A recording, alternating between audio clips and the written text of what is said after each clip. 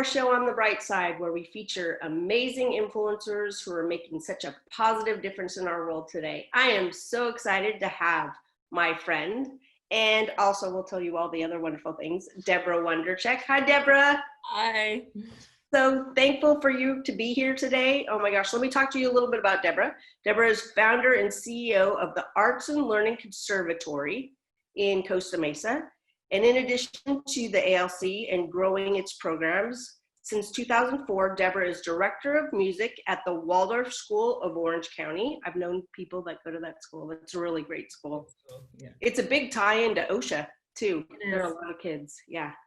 And let's see, she continues to embrace her community by participating on the Orange County Department of Education Music Arts Administration Board. And she's also a wonderful musician. We'll talk about that.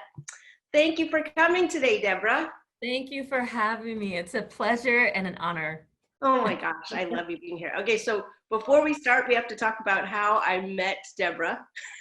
Right. We're not gonna have pictures because we had bad hair during that time and makeup in the 80s, the late 80s. We went to the same school, Vanguard University, and Deborah was my RA for, were you, or the RD? No, you were the RA.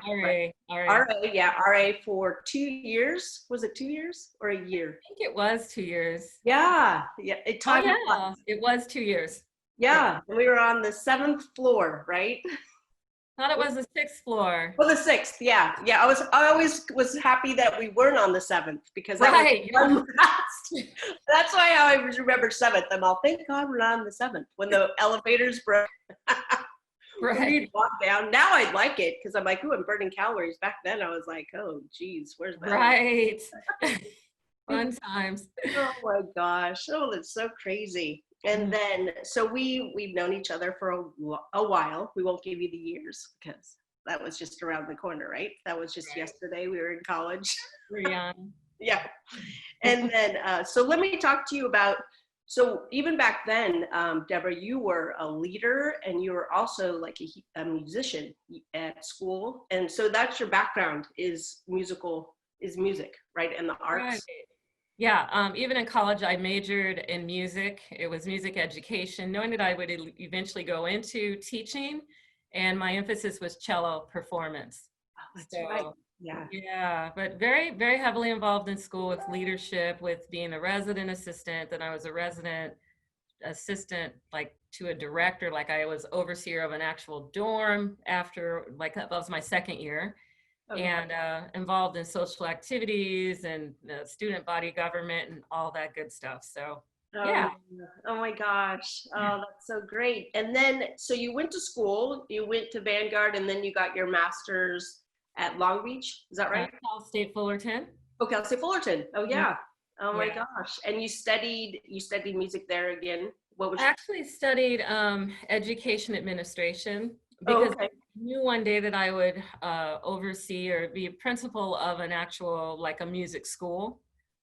Didn't know how the fruition of that would actually happen, but I just knew, let me get a master's degree in administration. So that's so great. Oh my gosh. And then how did the Arts and Learning Conservatory start?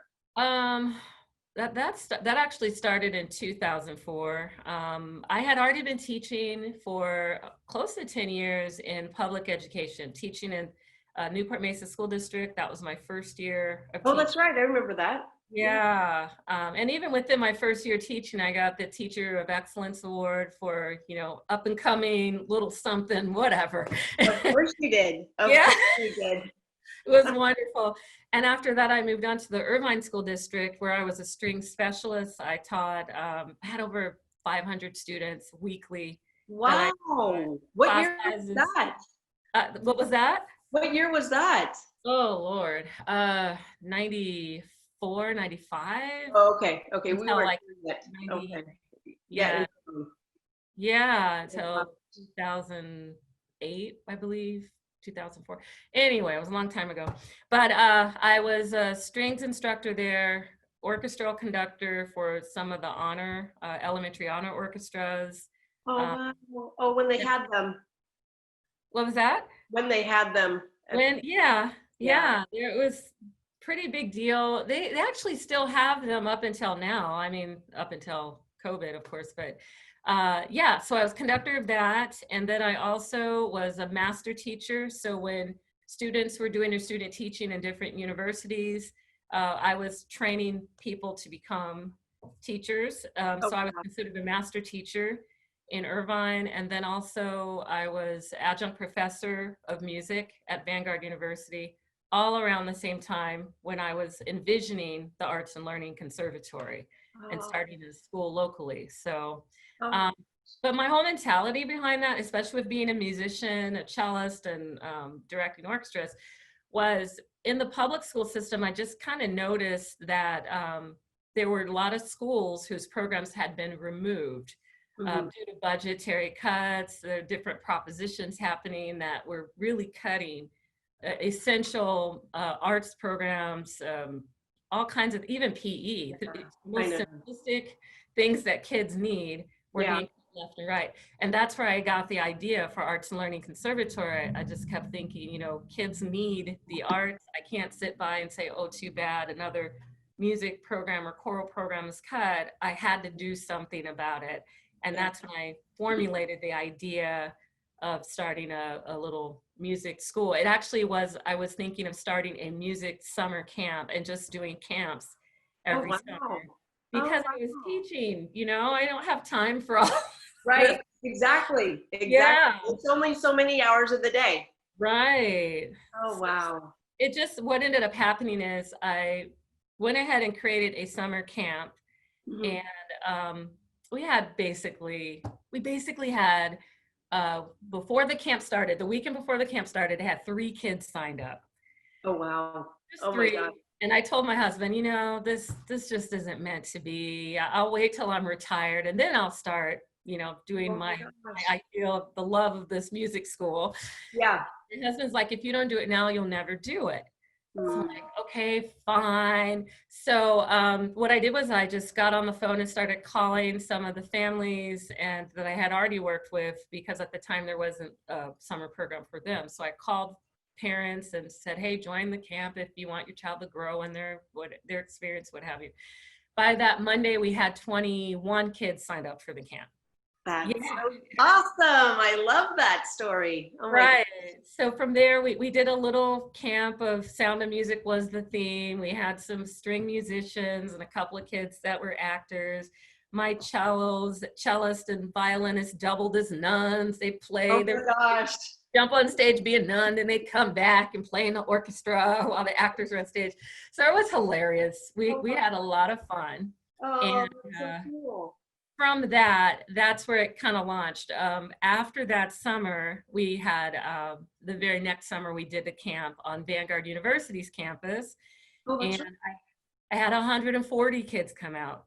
Wow. Oh, Yeah, my gosh. That's awesome. Oh, my yeah. gosh. So that's honestly when it took off, because then parents were like, well, can't we keep this program going? You know, can we do this in the fall? And can we do a spring production? And I'm like, I guess we can. It's so much work. Oh, my gosh. And so you had to hire some people to help you.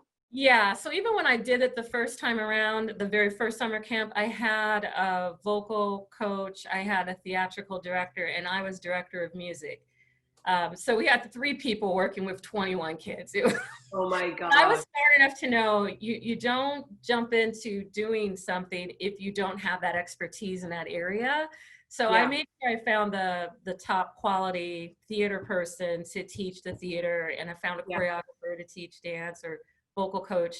And so that's how the program began. It was always with specialists, people who were focused and had a degree, master's degree, what have you, in that art form. They carried the areas that I didn't. So I carried music, and I hired other wonderful people to do the choreography and the acting and coaching and things of that sort. Oh, that's so cool. Oh, my gosh. So you've been in, and the program has been up and running now for what, how many years? You said 11?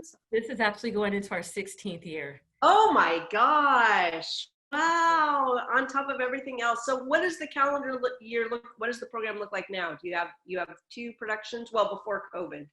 Right. Okay. So what the program actually morphed into, it was only supposed to be a summer camp. It ended up Right. being productions in the fall and in the spring. And today it's what it did after, right around 2007, 2006, there was a huge crisis Yeah. happened. And that's when, like I mentioned, programs were being taken out of schools. There were budget issues everywhere.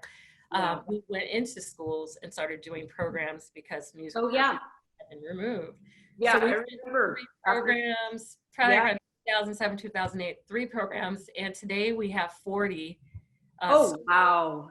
Oh my right. gosh. 40 schools we're in where we're offering orchestra classes, band classes, choir, of course, musical theater.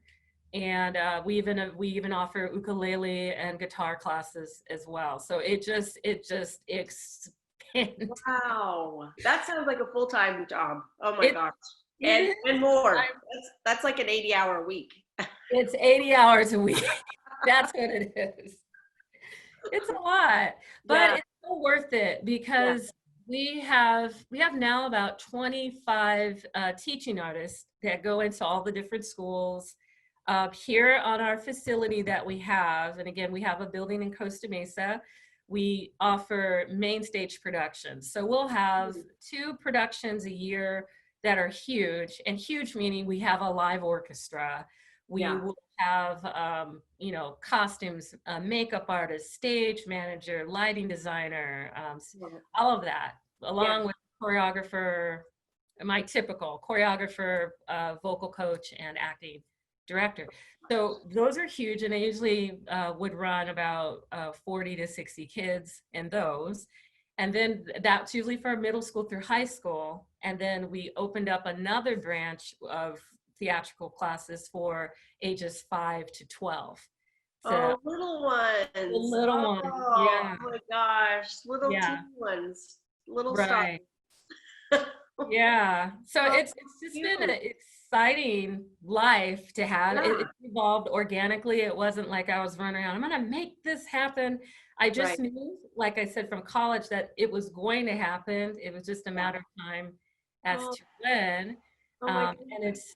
we've basically, as a nonprofit, we've just we're meeting a huge need. Yeah. And You are. so right. So for that alone, that's been exciting to know that we're making a difference and we're changing lives and really changing the trajectory of many children's lives, even with providing scholarships for college for students Oh, and wow. connecting with different universities, making sure that what they're learning, it's not just the arts, and that's the premise of the conservatory. It's not just about the arts, it's setting up students for success in life. It's just that arts are the tool to give them the discipline and the focus and the articulation that they need to get to where they are going to go in life. Oh, I So, love that. I love yeah. that. So do you have guests come in and talk to them about, like college interviews? I know like through OSHA, they're pretty intense, to get into colleges based on, in the arts. It's pretty intense. It's intense. We have master classes. Oh yeah. Oh, that's Um, Honestly, with this whole COVID thing that's happened, it's changed a lot of how our programs operate, but we're still operating. oh But yay. yes, we're That's still on the bright alive. side. Yay. That's super. Goodness. But we've had these free master classes that have we've had a couple of Broadway stars Oh, actually speak to our students about how they made it into Broadway and what things needed to be in place for the success to happen. And we've had also, like you mentioned, like a master class where someone tells them, this is how you get into college. This oh, is how you select your monologue. This is what songs you should sing. And, these are the schools that are accepting these types of students. And these are the schools that people don't know about that you can also get a scholarship to. oh, So we're doing all of that for our students, along with even putting them in touch with different universities where they come, and maybe the person that's in charge of scholarships will just come and speak to our students and say, these are the scholarships available. Like there's a couple of universities that are looking for dancers, male guys who dance that are, you know, male dancers. There's scholarship money that's sitting there for years, and they're waiting to give that money to someone. So we'll tell our kids, hey, if you dance or you work up to it, there's money for this, for dancing or acting. So anyway, yeah, so we're doing all that. I love that. Oh my gosh. So were you in the middle of a production when COVID hit? Yeah, talk to me about that. Oh my gosh. Oh my goodness. We were in the middle, not the middle, we're towards the end of our rehearsal schedule for School of Rock. Wow. And School of Rock is a musical that has never been performed locally here in Orange County, and we were going to be the first to do it. Oh wow. Yeah. Oh my gosh. So we had to put that on the back burner, and that was a cast of close to 60 kids, and we actually had kids who played instruments. That's the whole premise of School of Rock. Right. Yeah. Oh my kids gosh. that could play, and we actually have students that can perform, as well as act and sing and dance. So so that was kind of sad that we had to stop that. But we also, at the same time, I was sharing with you, we have all these different schools where we have programs year round. We had to, within 1 week of COVID and schools closing, transition all of our band and orchestra students online. Oh, that's right. You told me about these stories. Oh my goodness. Wow, what a task. But we did it. We actually were able to get all of our band and string students to go online with a full-on accountability system. We made their parents go online, which, you know, parents were kind of overwhelmed. But we just click this button. We just need to know that your child's in the class. Yeah, exactly. So we got our parents to do that. Kids were checking in. We have assignments for them 5 days a week. And they have a live instruction with Zoom once a week. And that's now coming to an end because school's almost out. So now we're doing recitals. We're doing recitals via Zoom, and then we're streaming it live to our Facebook page so that other families and friends can see the kids doing their recital that they do for all year long. So yeah. It's amazing. I love that. See, you found solutions. Oh to COVID. Wow. And then talk to me about what's going to happen this summer then, because you usually do a summer production. Is that right? Right. So we still are going to do a summer production. We have summer classes coming up, and actually we're even doing classes as young as a year-old up to 5. So we have like a Mommy and Me class that's happening. That will be online. And then we have classes for ages 5 to 8 with acting classes, singing, dancing. And then we have, we're doing, like you just mentioned, we're going to be doing a musical online, as well as a radio style theater show. Oh, I love that. Yes. Oh my gosh. And also we have drumming classes that are happening. And then we have, there's a class called Mindfulness for Creative Kids and Adults too. Oh, wow. That class is more focused on the fact that we're all online and life is crazy and we've got to just slow down, and more like dealing with breathing, just literally taking a breath. Oh, wow. And taking your time and getting your creative juices flowing again, and just kind of shutting out from life as we know it, with this online constantly pushing you to move, and we're all done. So, I love that. Yeah. We'll share with the audience how they learn more about your classes. I need to sign up for your classes. Okay. I need that mindfulness. Yes, you're creative. So that class would be good for you. Our classes are all online at artsandlearning.org. And you just go under summer camp. So you'll just look for, I think it's just classes. Oh, I should know my website. I don't even know. That's not she just oversees it. Right.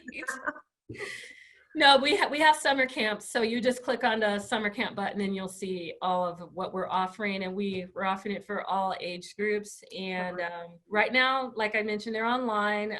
I believe one of our classes, beginning strings, it'll be online streamed. And if there's some students who, a limited amount, would like to come in person, we're going to limit that to probably really, really small and spread them out. Our facility that we have is absolutely huge. Like one room can seat, and has sat, because we've done performances there, about 175 people. Oh, in wow. rooms. So if we have a live anything, it'll be in one of the huge rooms, and we literally can spread everyone out and, do what's needed according to what the government is requesting of us. We will align ourselves with all of that as needed. But really, just go online to artslearning.org, and that's how you can sign up. And then when do your summer classes start? They're going to start around the second week of June. So basically in about 2.5 weeks. Okay, perfect. Well, the show will be out next week. So. Okay, great. So if viewers out there, if you want to take a class, or you have kids that are interested in the arts, they'll be virtual and they'll also be in person, right? Right. So if you live across the country, it's okay, because you can still join and participate in her classes, and they're wonderful. Yes. I have never been, but I know people who have, and great things. You know people. I know people. Oh my gosh. Oh my gosh. I'm so excited. And so what production are you going to be doing over the summer, did you say? Oh, the radio show. We're doing a radio theater show, and we're also going to do a musical. We're still getting the rights for the musical. Because we want to make sure that whatever we do, it can be, we're going to film it so that we can either act to the camera, either like if this was a picture and I'm in an play and I'm like, wait a minute, something's going on with that part of the painting. So we want to be able to work off of the camera. Yeah. And film students doing that, and then give them that final product of a video of their actual production. So that's so cool. Yeah. Oh my gosh. Well, my daughter would be interested.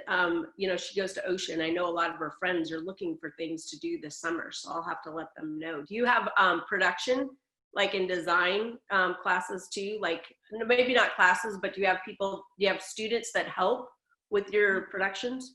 We do. When we're doing these live productions, we always have interns.